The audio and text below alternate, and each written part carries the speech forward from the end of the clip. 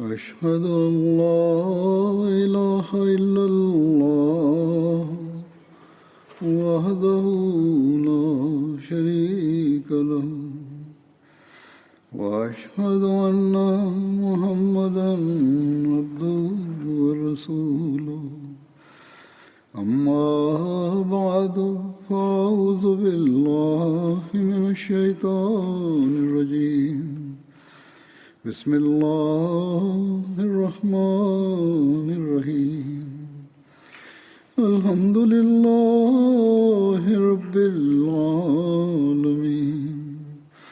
الرحمن الرحيم مالك يوم الدين إياك نعبد وإياك نستعين اهدنا الصراط المستقيم صراط الذين أنعمت عليهم غير المغضوب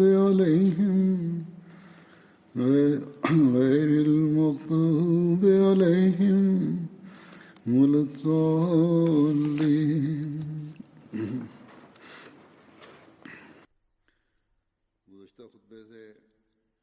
В прошлой пятничной проповеди я рассказывал о Хазрате Али, да будет доволен им Аллах, и сегодня я продолжу воспоминания о нем.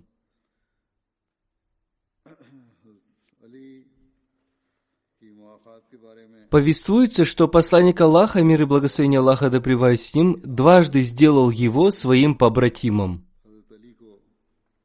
В первый раз посланник Аллаха, мир и благословение Аллаха да пребывает с ним, сделал побратимами мухаджиров в Мекке, и затем, после переселения в Медину, он сделал побратимами мухаджиров и ансаров. И оба раза, обращаясь к Али, да будет доволен им Аллах, он говорил: «О Али, ты мой брат в этом мире и в будущем». Согласно одному повествованию, посланник Аллаха, мир и благословение Аллаха да пребывает с ним, сделал побратимом Хазрата Али и Хазрата Сахла ибн Ханифа. Относительно братства повествуется, что это событие произошло дважды. Толкователь книги Сахих Бухари Аллама Касталани пишет: братство между мусульманами было установлено дважды. Первое в Мекке, между мухаджирами в Мекке. Посланник Аллаха, мир и благословение Аллаха да пребывает с ним, сделал побратимами Хазрата Абу Бакра и Хазрата Умара, Хазрата Усмана и Хазрата Абдурахмана ибн Ауфа, а также Хазрата Зубейра и Абдуллаха ибн Масуда, и своим побратимом он сделал Хазрата Али. И после того, как посланник Аллаха, мир и благословение Аллаха да пребывает с ним, переселился в Медину, в доме Анаса ибн Малик он установил братство между мухаджирами и ансарами. Ибн Саад повествует, что посланник Аллаха, мир и благословение Аллаха да пребывает с ним, установил братство между 100 сподвижниками, 50 мухаджирами и 50 ансарами. Хазрат Али вместе с посланником Аллаха, да будет доволен им Аллах, участвовал в битве при Бадре и во всех других битвах, кроме битвы при Табуке. Во время битвы при Табуке посланник Аллаха, мир и благословение Аллаха да пребывает с ним, оставил его для того, чтобы он позаботился о его семье. Сальба ибн Абу Малак повествует, что Хазрат Саад ибн Убада всегда держал в руках знамя посланника Аллаха, мир и благословение Аллаха да пребывает с ним, но во время сражений он передавал знамя Хазрату Али ибн Абу Талибу.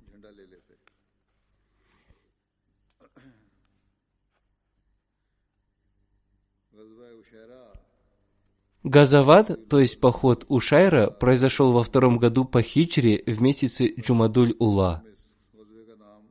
В исторических книгах этот поход называется Газават Ушайра или Зуль-Ушайра, или Затуль-Ушайра или Усайра. Ушайра – это название крепости, которая находилась между Ямбу и Зуль-Мурра.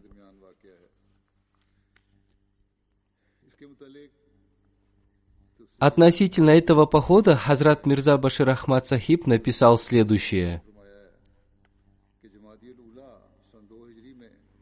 В месяце Джумадуль-Ула, получив в очередной раз известие о курайшитах Мекки, святой пророк, мир и благословение Аллаха да пребывает с ним, отправился из Медины с отрядом сподвижников и назначил своего приемного брата Абу Салама ибн Абдиль Асада амиром на время своего отсутствия.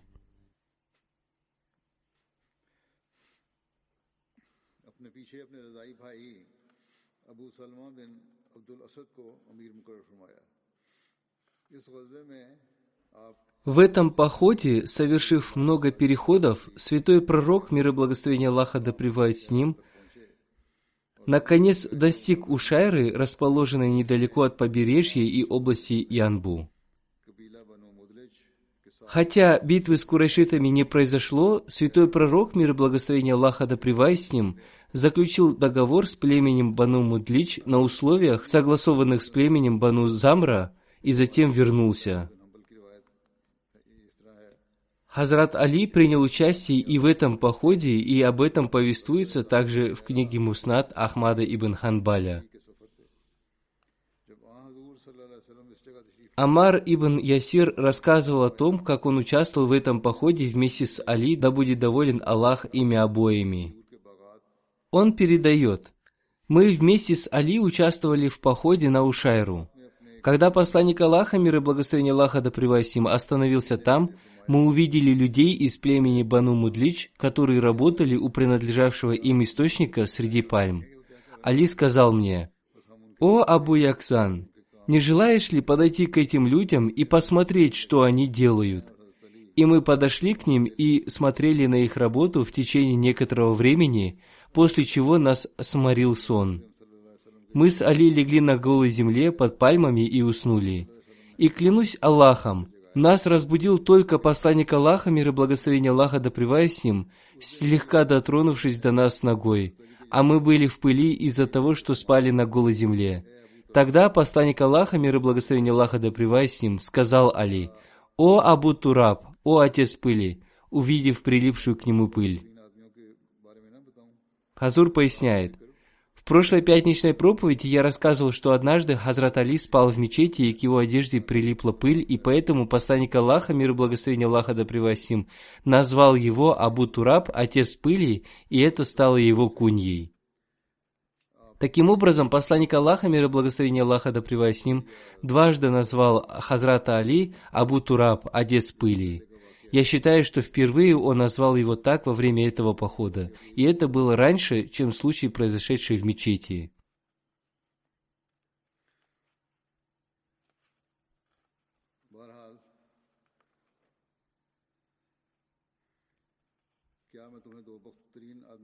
Далее написано: «А потом посланник Аллаха сказал: не рассказать ли вам о самых скверных людях? Мы ответили: конечно, о посланник Аллаха.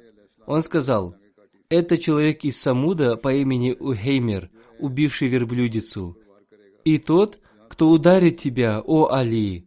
Вот поэтому, при этом он указал на его голову, кровь потечет тебе на бороду». Битва Сафван произошла в месяце Джумадуль-Ахир во 2 году по хиджре. Таким образом, не прошло и 10 дней с момента возвращения святого пророка, мир и благословение Аллаха да пребывает с ним, в Медину из Ушейры.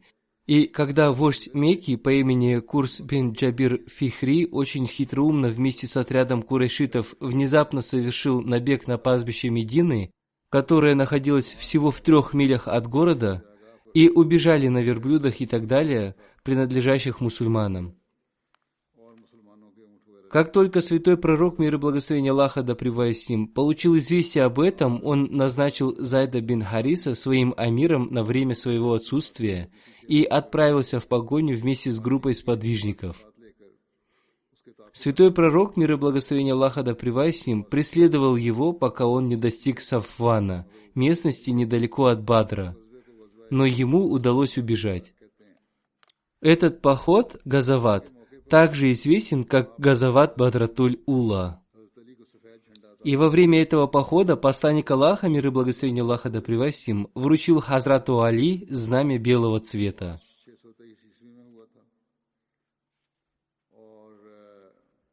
Битва при Бадре произошла во 2-м году по хиджре в марте 624 года. Относительно Хазрата Али повествуется: посланник Аллаха, мир и благословение Аллаха да пребывает с ним, отправил Хазрата Али, Хазрата Зубейра, Хазрата Саада ибн Аби Вакаса и Хазрата Басбас ибн Амара к источнику Бадра для того, чтобы они узнали информацию о многобожниках. И они увидели курайшитов, когда они поили водой своих животных. Они схватили их и привели к посланнику Аллаха, мир и благословение Аллаха да пребывает с ним. И когда во время битвы при Бадре обе армии встали напротив друг друга, то прежде всего на поединок со стороны многобожников вышли 2 сына Рабии, Шейба и Утба, и Валид ибн Утба. И они стали вызывать мусульман на поединок, и вышли 3 молодых ансаров, сыновья Афры, Муаз, Муавас и Ауф.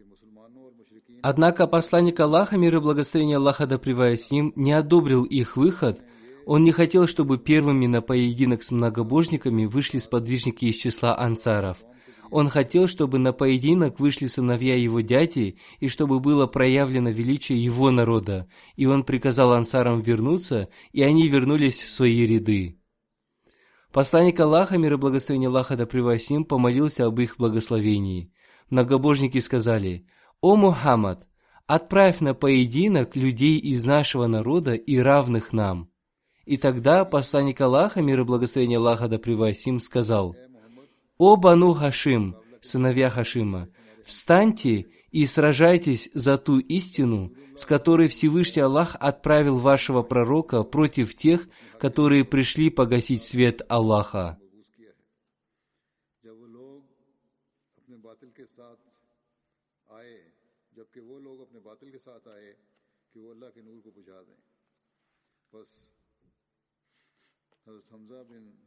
И вышли Хазрат Хамза ибн Абдуль-Мутталиб, Хазрат Али ибн Абу Талиб и Хазрат Убейда ибн Харис. Обращаясь к ним, Утба сказал: «Назовите свои имена, чтобы мы узнали, кто вы», поскольку они были в шлемах и их лица не были видны. Хазрат Хамза сказал: «Я Хамза ибн Абдуль-Мутталиб. Я являюсь львом Аллаха и посланника Аллаха».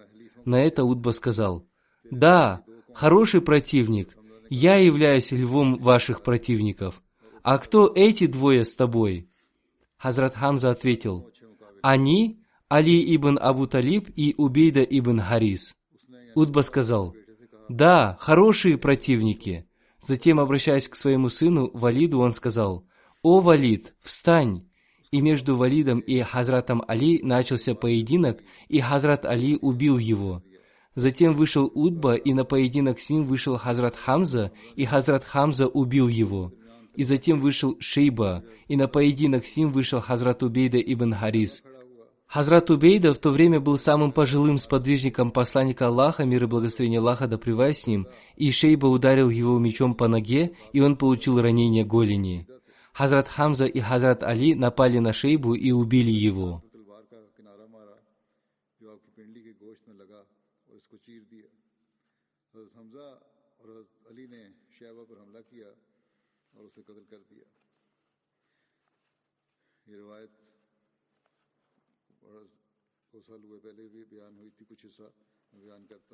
Следующее повествование я уже рассказывал 2 года назад, и сейчас я кратко напомню его. Хазрат Али повествует: «Утба ибн Рабия, его сын и брат вышли и вызвали нас на поединок. Молодые люди из числа ансаров ответили на их вызов, и Утба спросил их: «Кто вы?» И они ответили: «Мы ансары». Он сказал: «Мы не имеем никаких дел с вами. Мы пришли сюда воевать против сыновей своего дяди». И тогда посланник Аллаха, мир и благословение Аллаха да пребывает с ним, сказал: «О Хамза, встань! О Али, встань! О Убейда ибн Харис, встань! Выходите на поединок!» Хамза вышел против Утбы, Хазрат Али против Шейбы и Хазрат Убейда против Валида. Между ними произошло сражение, и они ранили друг друга. Затем мы подошли к Валиду, убили его и унесли Хазрата Убейда с поля боя. Также Хазрат Али повествует: В битве при Бадре количество неверных было гораздо больше, чем мусульман. И посланник Аллаха, мир и благословение Аллаха да пребывает с ним, перед битвой с рыданиями молился Аллаху. А когда столкнулись две армии, и мы выстроили ряды, мы увидели одного человека на красном верблюде, который ездил между неверными, и посланник Аллаха, мир и благословение Аллаха да пребывает с ним, сказал: «Спросите у того, кто стоит рядом с ним, кто этот человек и что он говорит». И затем посланник Аллаха, мир и благословение Аллаха да пребывает с ним, сказал: «Если есть среди неверных кто-то, кто может увещевать о благом, то это он».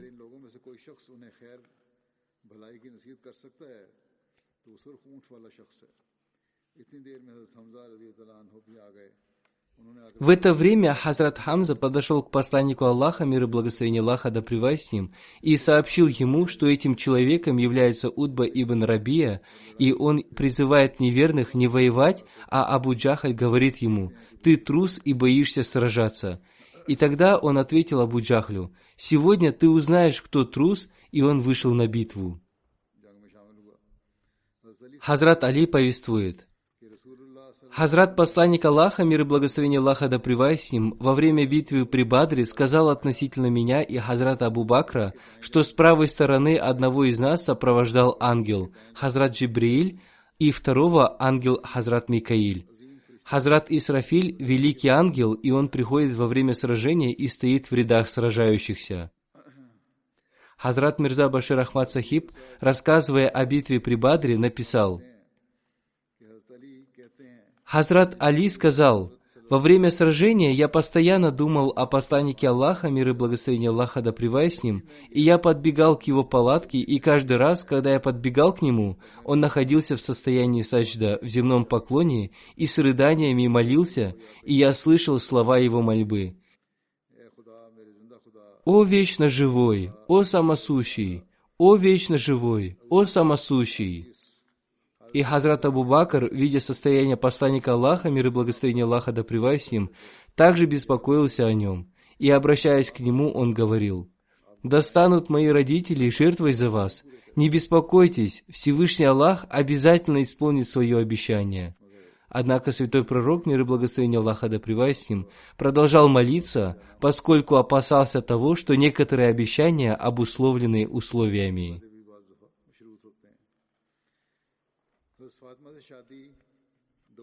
На втором году по хиджре Хазрат Али женился на Хазрат Фатиме. Хазрат Али попросил у посланника Аллаха, мир ему и благословение Аллаха, руки Хазрат Фатимы, и посланник Аллаха, мир ему и благословение Аллаха, с радостью ответил на его просьбу. Хазрат Анас повествует: сначала Хазрат Абу Бакр, затем Хазрат Умар приходили к посланнику Аллаха, мир ему и благословение Аллаха, просить руки Хазрат Фатимы, однако он не ответил им согласием. Хазрат Али повествует: «Я пришел к посланнику Аллаха, мир ему и благословение Аллаха, и спросил его, чтобы он выдал Хазрат Фатиму замуж за меня. Хазрат посланник Аллаха, мир ему и благословение Аллаха, спросил у меня: «У тебя есть что-то в качестве махра, свадебного подарка?» Я ответил: «У меня есть конь и кольчуга». Посланник Аллаха, мир ему и благословение Аллаха, сказал: «Конь тебе понадобится, а кольчугу продай».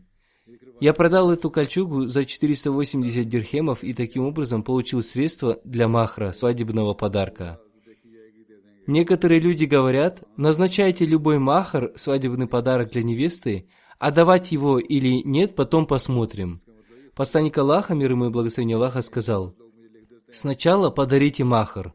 Это означает, что махр надо давать сразу, потому что он является правом невесты.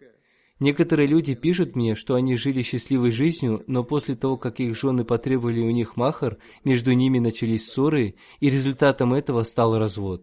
Что касается развода, то он не имеет никакого отношения к махру, поэтому махр следует давать сразу. Хазрат Али продал эту кольчугу Хазрату Усману. Хазрат Усман заплатил ему за эту кольчугу, и потом он вернул ее ему.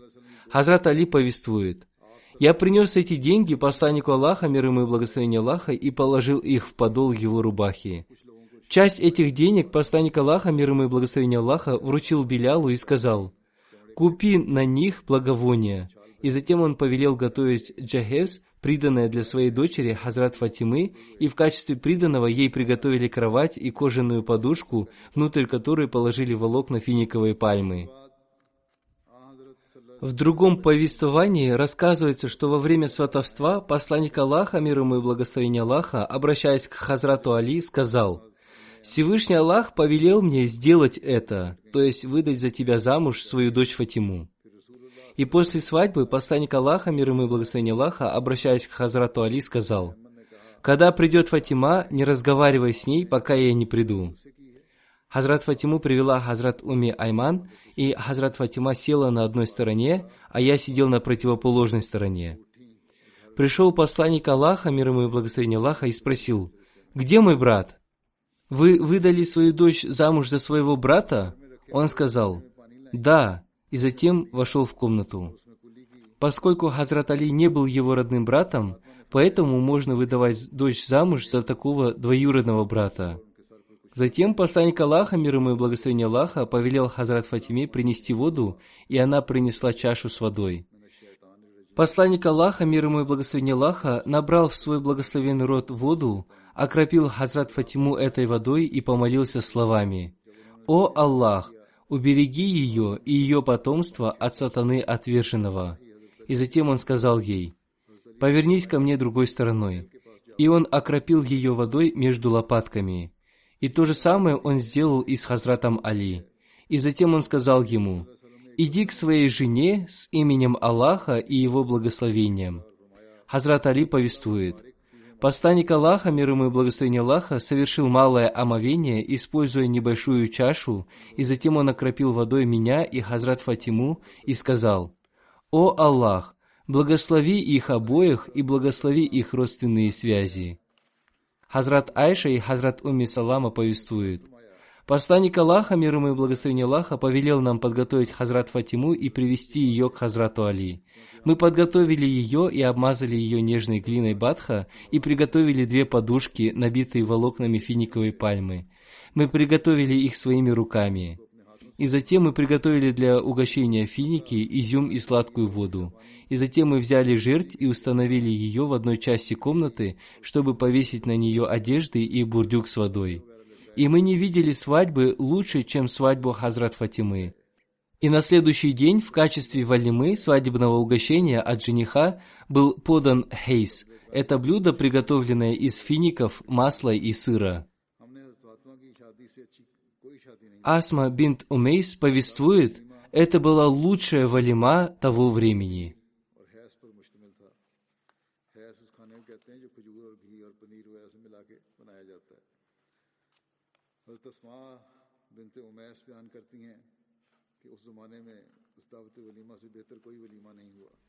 Хазрат Мирза Башир Ахмад Сахиб в своей книге «Сират Хатама Набиин. Жизнеописание печати пророков» подробно написал о свадьбе Хазрат Фатимы и Хазрата Али. Согласно записям всех историков, Хазрат Фатима была самым младшим ребенком святого пророка, мир ему и благословение Аллаха, и Хазрат Хадиджи. Святой пророк, мир ему и благословение Аллаха, очень дорожил Хазрат Фатимой, и благодаря ее личным заслугам она, несомненно, была наиболее достойной этой особой любви. Теперь ей было около 15 лет, и ей начали поступать предложения руки и сердца. Хазрат Абу Бакр был первым, кто обратился с просьбой о женитьбе на Хазрат Фатиме, но святой пророк, мир ему и благословение Аллаха, извинившись, отказал ему. Затем сделал предложение Хазрат Умар, но его просьба также не была принята. После этого, рассудив, что намерения святого пророка, по-видимому, были в отношениях Хазрата Али, оба этих благородных человека подошли к Хазрату Али и посоветовали ему сделать предложение относительно Хазрат Фатимы. Хазрат Али, который, возможно, уже был полон желания, но из скромности молчал, он немедленно пристал перед святым пророком, мир ему и благословение Аллаха, и сделал предложение. Святой пророк, мир ему и благословение Аллаха, уже получил указание посредством Божьего откровения, что брак Хазрат Фатимы должен состояться с Хазратом Али. Поэтому, когда Хазрат Али выразил свою просьбу, святой пророк, мир ему и благословение Аллаха, сказал: «Я уже получил Божье указание относительно этого». Затем святой пророк, мир ему и благословение Аллаха, попросил согласия у Хазрат Фатимы, которая из скромности промолчала. Это было выражением согласия. Поэтому святой пророк, мир ему и благословение Аллаха, собрал общину мухаджиров и ансаров и официально объявил о свадьбе Хазрата Али и Хазрата Фатимы. Это событие произошло в начале или в середине 2-го года хиджры. После того, как произошла битва при Бадре, было предложено провести свадьбу в месяц Зуль-Хиджа во 2-м году по хиджре. Святой пророк, мир ему и благословение Аллаха, призвал Хазрата Али и спросил у него относительно того, есть ли у него что-нибудь, чтобы сделать махар, свадебный подарок. Хазрат Али сказал: «О посланник Аллаха, у меня ничего нет». Святой пророк, мир ему и благословение Аллаха, ответил: «А как насчет кольчуги, которую я дал тебе в тот день, то есть кольчугу из трофеев битвы при Бадре?» Хазрат Али ответил: «Это у меня есть». Святой пророк, мир ему и благословение Аллаха, сказал: «Этого достаточно, принеси». Эта кольчуга была продана за 480 дирхамов, и святой пророк, мир ему и благословение Аллаха, оплатил свадебные расходы именно из этих денег. Приданное, которое святой пророк, мир ему и благословение Аллаха, дал Хазрат Фатиме, состояло из вышитой шали, подушки из кожи, наполненной волокнами финиковой пальмы, и бурдюк для воды. В одном из повествований рассказывается, что святой пророк, мир ему и благословение Аллаха, также подарил Хазрат Фатиме в качестве приданого ручную мельницу. Когда все эти предметы были подарены, возникла необходимость в отдельном доме. До этого Хазрат Али, возможно, жил со святым пророком в помещении, построенном рядом с мечетью. Однако теперь требовалось отдельное жилище, где муж и жена могли бы жить после свадьбы. Поэтому святой пророк, мир ему и благословение Аллаха, сказал Хазрату Али, чтобы он нашел место, где бы они могли жить с Хазрат Фатимой. Хазрат Али временно организовал жилье, и состоялась их свадьба с Хазрат Фатимой. В тот же день после свадьбы святой пророк, мир ему и благословение Аллаха, посетил их новый дом и попросил принести ему немного воды, помолился над ней и затем окропил ею Хазрат Фатиму и Хазрат Али, повторяя при этом следующие слова: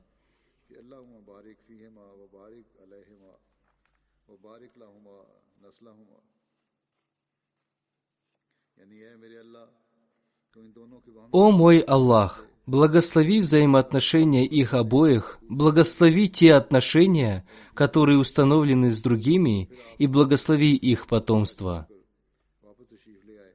После этого святой пророк, мир ему и благословение Аллаха, оставил молодоженов одних и ушел.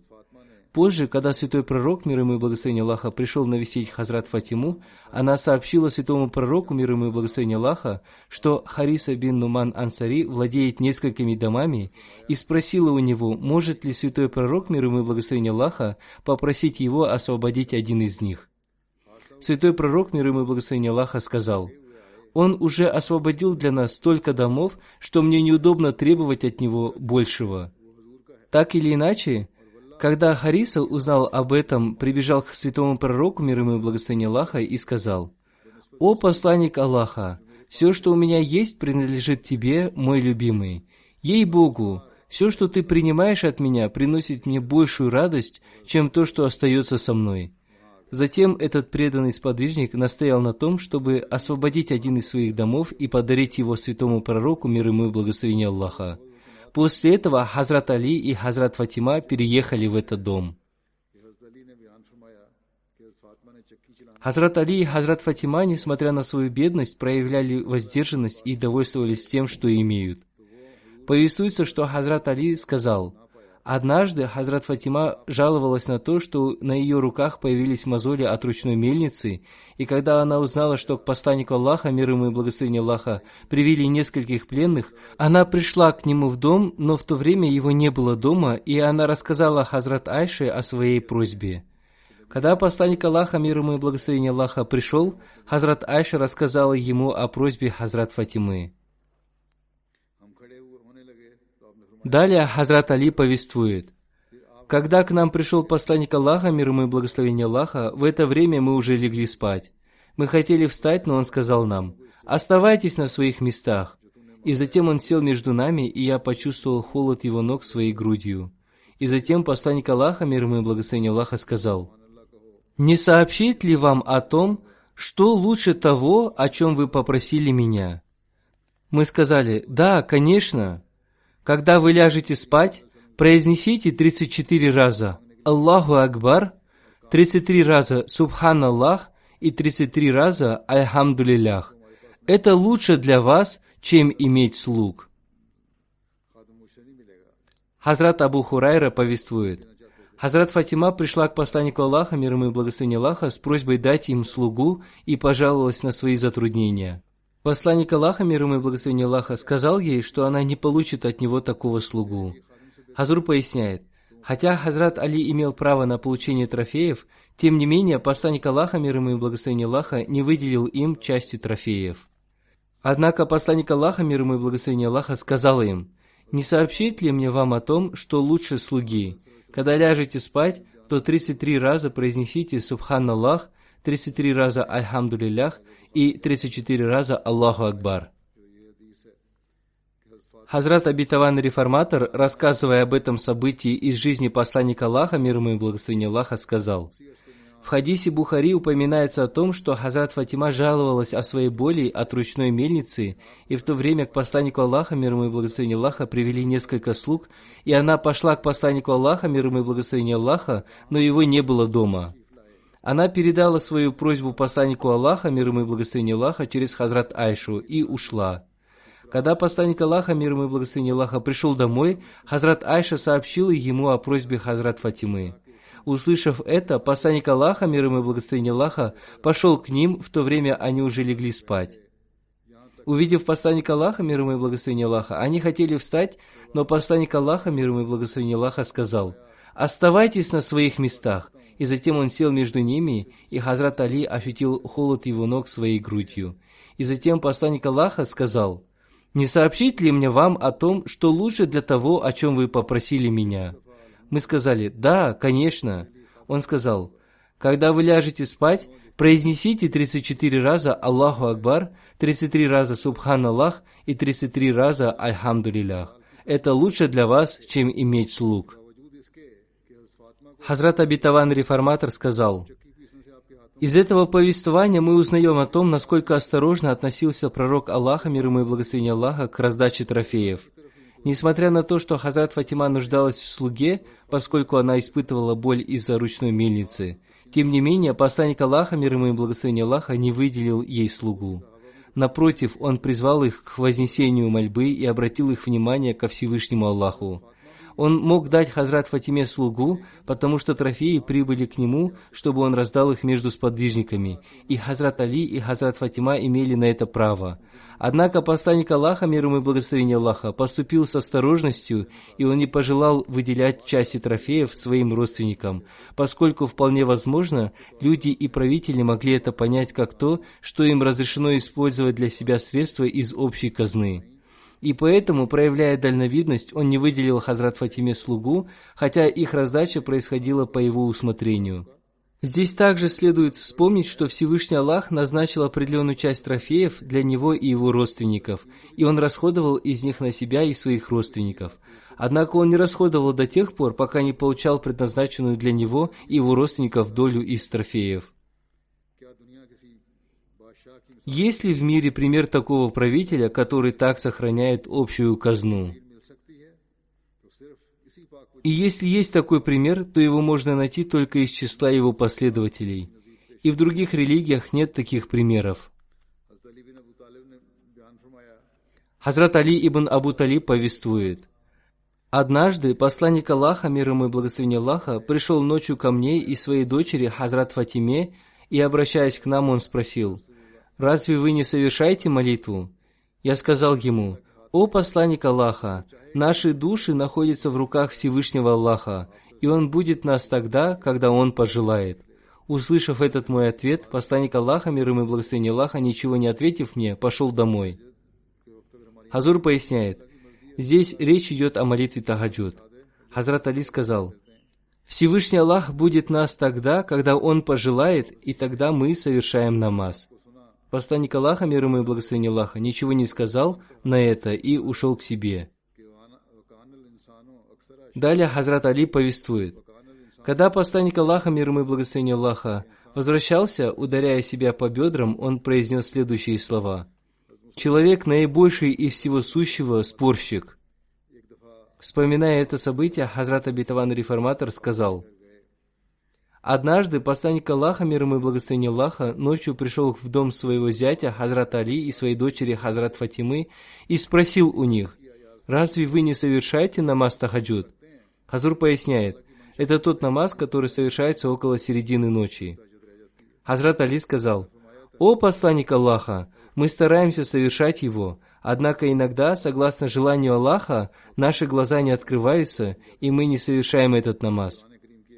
Посланник Аллаха, мир ему и благословение Аллаха, сказал: «Совершайте тахаджуд», и ушел к себе. И, возвращаясь к себе, он повторял слова: «Человек, наибольший из всего сущего, спорщик». Этот аят из Священного Корана, смысл которого заключается в том, что человек часто боится признавать свои ошибки и ищет разные оправдания, чтобы скрыть свою ошибку. Хазрат Али и Хазрат Фатима, вместо того, чтобы сказать, что они совершили ошибку, они сказали, что они по воле Аллаха спали и не могли встать, и свою ошибку они приписали Всевышнему Аллаху. В другом месте Хазрат Обетованный Реформатор, еще больше раскрывая эту тему, сказал: Хазрат Али повествовал об одном событии, которое подтверждает, что его ответ имел спорный характер, но, несмотря на это, посланник Аллаха, мир ему и благословение Аллаха, вместо того, чтобы выразить свое недовольство этим, поступил таким образом, что Хазрат Али, вспоминая это событие, всю свою жизнь испытывал удовольствие от этого, и он имел на это право. Даже сейчас, если какой-то проницательный человек размышляет об этом способе выражения своего недовольства посланником Аллаха, мир ему и благословение Аллаха, то это вызывает у него удивление, и он испытывает от этого удовольствие. В книге Сахих Бухари повествуется, что Хазрат Али передал: «Однажды посланник Аллаха, мир ему и благословение Аллаха, пришел ночью ко мне и к своей дочери Фатиме и спросил нас: «Разве вы не совершаете тахаджуд?» Я ответил: «О посланник Аллаха, наши души находятся в руках Аллаха, и когда Он пожелает, Он будет нас». Услышав это, посланник Аллаха, мир ему и благословение Аллаха, ничего не сказал и ушел, и когда он возвращался, стоя спиной к нам, он хлопнул себя по бедрам и сказал: «Человек, наибольший из всего сущего, спорщик».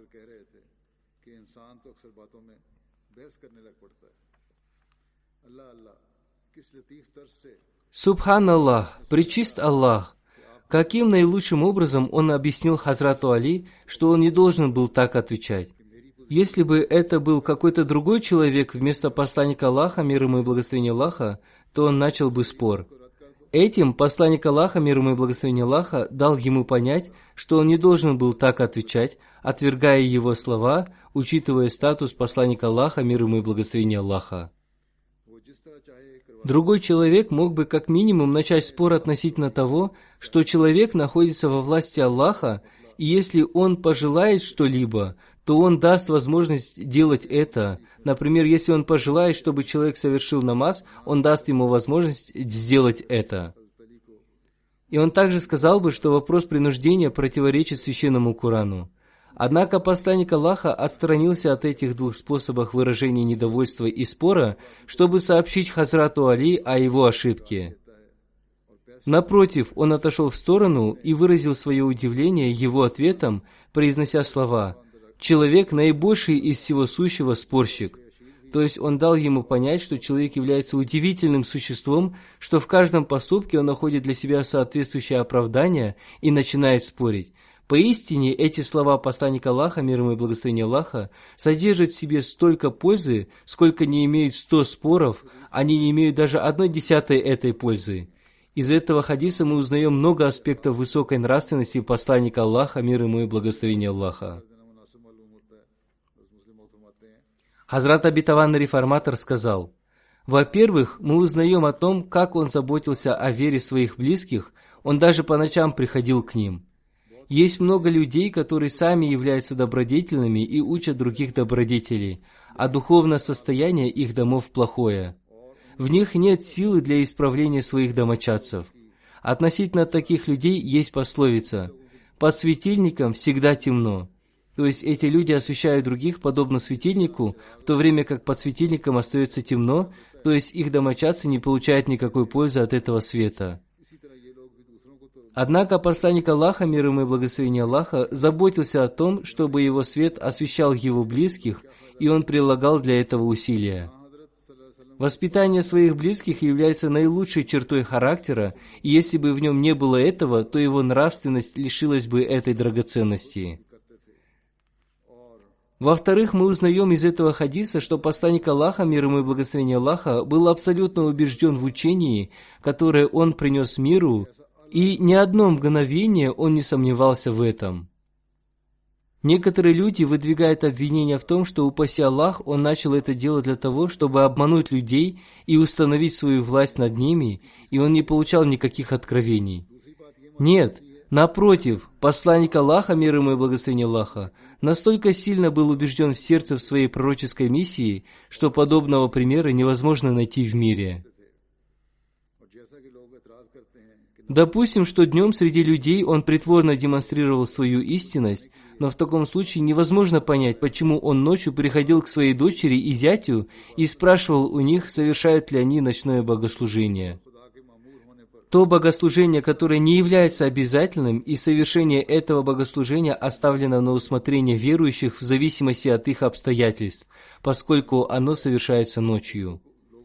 И его приход ночью к своей дочери и зятю, и наставление их совершать тагаджуд, доказывает, что он был абсолютно убежден в том учении, последовать которому он призывал людей. Лжец знает, что поступать согласно наставлению – это одно, но тайно наставлять он не в состоянии. И это бывает только тогда, когда в своем сердце человек убежден, что, не поступая согласно учению, он не может обрести совершенство. То есть поступать или не поступать согласно учению – это одно, но наставлять в то время, когда этого не видят другие, является абсолютной убежденностью в учении, не поступая согласно которому человек не достигнет совершенства.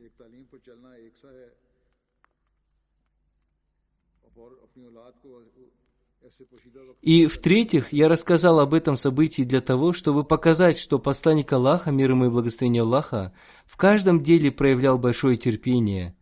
И вместо того, чтобы ссориться с кем-либо, он с любовью указывал на его ошибку. И когда посланник Аллаха, мир ему и благословение Аллаха, спросил у них, совершают ли они тагаджуд, Хазрат Али в ответ на его вопрос привел оправдание, что они не властны над собой после того, как они засыпают. И они не знают, какое время наступило, и если Аллах будет их, то они совершают тагаджуд. В ином случае они не совершают его, тем более, что в то время не было будильников. Услышав этот его ответ, посланник Аллаха, мир ему и благословение Аллаха, должен был выразить свое удивление, поскольку в его сердце была такая вера, что он никогда не пренебрегал временем наступления тагаджуда, и поэтому он отошел в сторону и произнес: «Человек не признается в своей ошибке, а начинает спорить». Этим он дал им понять, что в будущем они должны совершать намаз тагаджуд и не пропускать этого времени. И Хазрат Али, да будет доволен им Аллах, повествует, что после этого он никогда не пропускал намаза тагаджуд.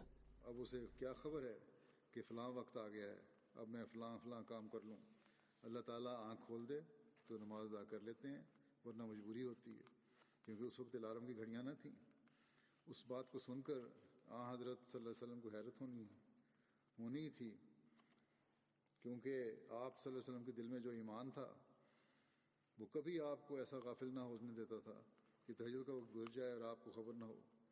इसलिए आपने दूसरी तरफ मुंह करके सिर्फ ये कह दिया कि इंसान बात मानता नहीं, झगड़ता है। यानी तुमको आइंदा के लिए कोशिश करनी चाहिए थी कि वक्त ज़ाया ना हो, ना कि इस तरह टालना चाहिए था। चुनांचे हज़रत अली करम अल्लाह वजह फरमाते हैं। Воспоминания о нем я продолжу в следующий раз. В настоящее время ситуация в Пакистане ухудшается. Некоторые чиновники следуют богословам и вместе с ними решают, как можно больше причинить вреда мусульманам Ахмади, и они делают это. Поэтому возносите особые молитвы, чтобы Всевышний Аллах уберег всех мусульман Ахмади, живущих в Рабве и в других городах и поселениях Пакистана. Пусть Всевышний Аллах убережет их от их зла. Сейчас они строят очень страшные планы, Пусть Всевышний Аллах убережет нас от их планов, и пусть Он сам схватит своей хваткой этих людей. После пятничной молитвы я проведу заупокойную молитву Джаназа Гайб по нескольким умершим. Первый из них – командир Чохадри Мухаммад Аслам из Канады. Он скончался 2 ноября, инна лилляхи ва инна иляйхи раджиун.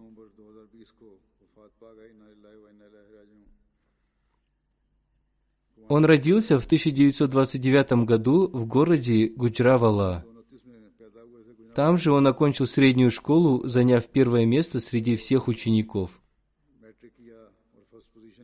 Затем он учился в Талимуль-Ислам колледже и получил степень FSc. Потом он получил степень бакалавра в Государственном колледже Лахора. И затем под руководством доктора Абдус-Саляма Сахиба он окончил магистратуру в Пенджабском университете. В 1948 году он стал участником батальона «Фуркан», и его отправили в Кашмир. Там он получил грамоту и сертификат защитника Кашмира.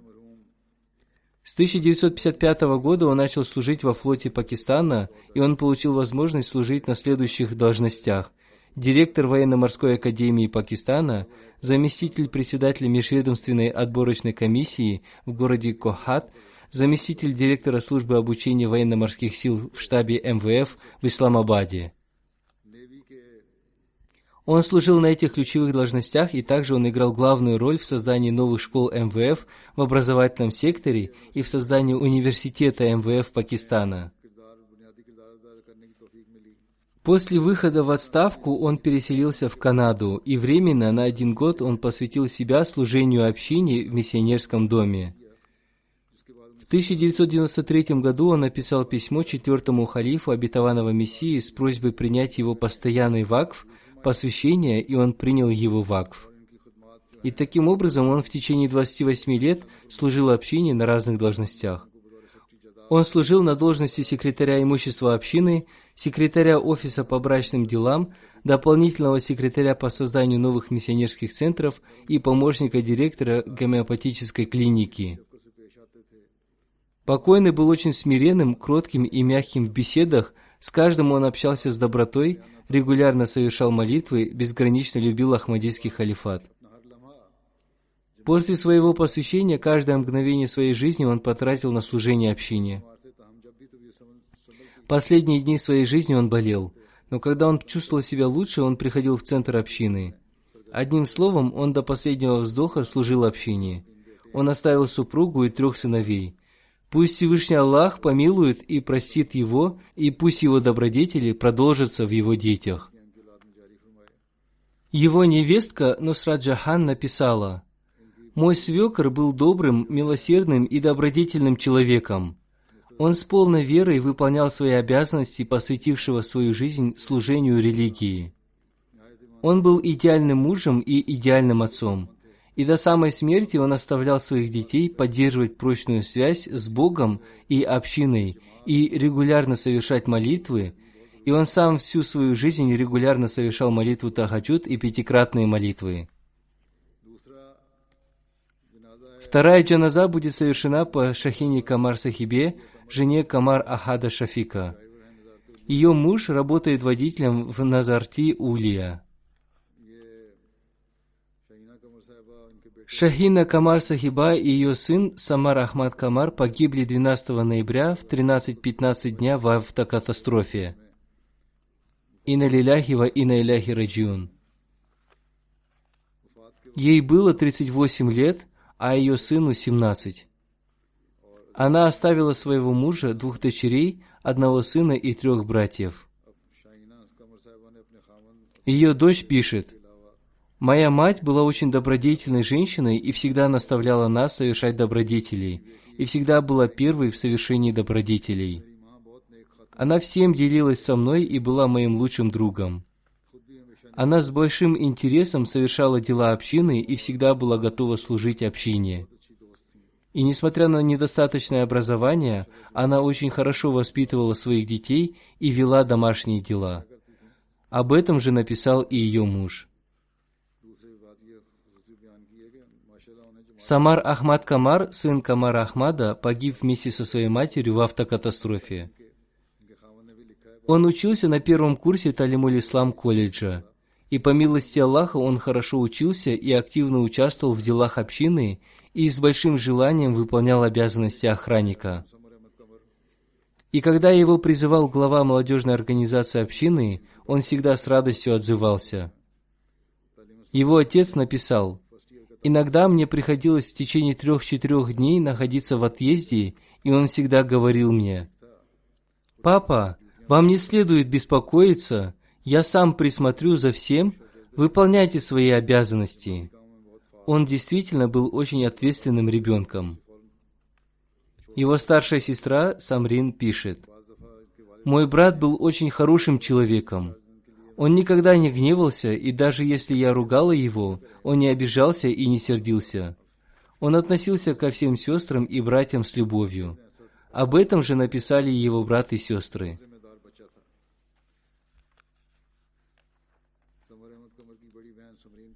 Пусть Всевышний Аллах простит и помилует его, и пусть Всевышний Аллах дарует терпение и стойкость этой семье, всем детям и их отцу, потому что погибли его сын и супруга.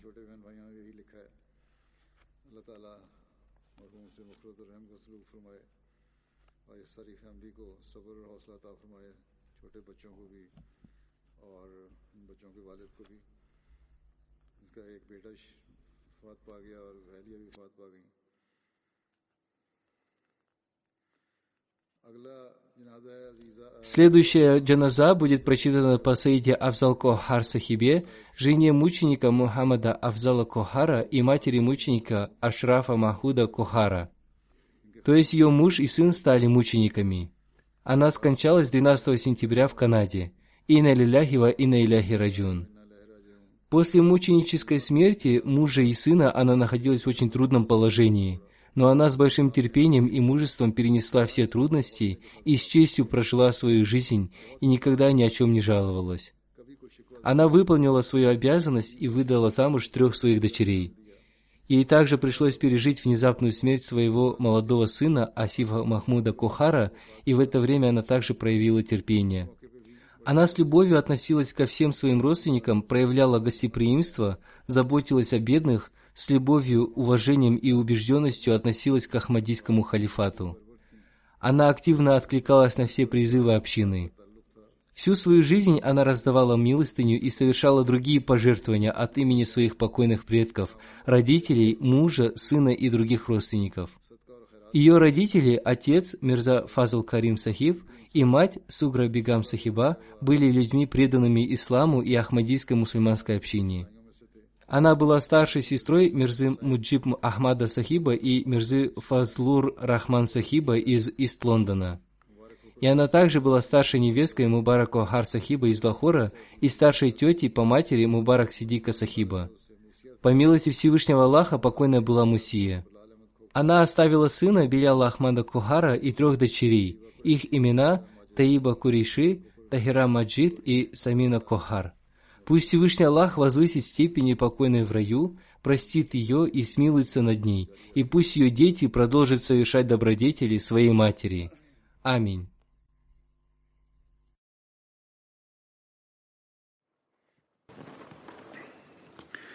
الحمد لله نحمده ونستعينه ونستغفره ونؤمن به ونتوكل عليه ونعوذ بالله من شرور أنفسنا ومن سيئات أعمالنا من يهده الله فلا مضل له ومن يضلله فلا هادي له ونشهد أن لا إله إلا الله ونشهد أن محمدا عبده ورسوله عباد الله رحمكم الله إن الله يأمر بالعدل والإحسان وإيتاء ذي القربى وينهى عن الفحشاء والمنكر والبغي يعظكم لعلكم تذكرون اذكروا الله يذكركم وادعوه يستجب لكم ولذكر الله أكبر.